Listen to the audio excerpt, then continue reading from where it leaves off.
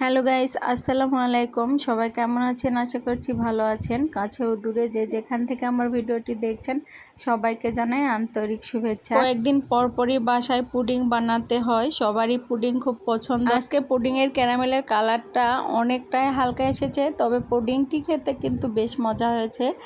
Rice কুকারে pudding বসিয়ে দিয়েছিলাম। বরাবরই আমি রাইস কুকারে পুডিং বসাই। পুডিংটি কিন্তু এখন হয়ে গিয়েছে, নামিয়ে নিয়েছি। গরম গরম এখন এই পুডিংটি মোল্ড আউট করব। আপনাদের কার কার পুডিং পছন্দ কমেন্টসে জানাবেন। মোল্ড আউট করার জন্য ছুরি দিয়ে মোল্ডের চতুর্পাশটা ছাড়িয়ে নিব, এতে করে পুডিংটি খুব সুন্দরভাবে মোল্ড থেকে বেরিয়ে আসবে। আজকে পুডিং তৈরি করার জন্য একদমই মন ছিল না, তবে বাচ্চার জন্য পুডিং বানাতে হয় কয়েকদিন পর পরই, কি আর করার। পুডিং খুব পছন্দ করে খেতে বাচ্চা। আপনাদের বাচ্চারা কি পুডিং খেতে পছন্দ করে কমেন্টসে জানাবেন।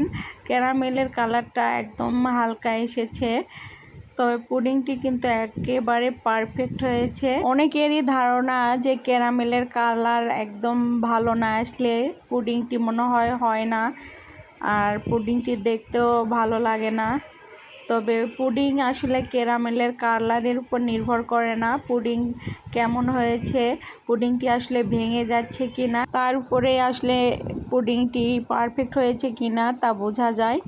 আসলে ক্যারামেল কোনো ব্যাপার না, যার যেমন পছন্দ সে সেরকম করে ক্যারামেল করে নিতে পারে। একদল মানুষের আবার ভুল ধারণা যে ক্যারামেলের কালারটার উপরে আসলে পুডিংয়ের ভালো মন্দ নির্ভর করে। তো যাই হোক, যে যেমন ভাবে আর কি। আজকের ভিডিওটি এই পর্যন্তই। সবাই সুস্থ থাকবেন, ভালো থাকবেন। নতুন কোনো ভিডিও নিয়ে আবারও দেখা হবে আপনাদের সাথে। সে পর্যন্ত সবাই ভালো থাকবেন। আল্লাহ হাফেজ।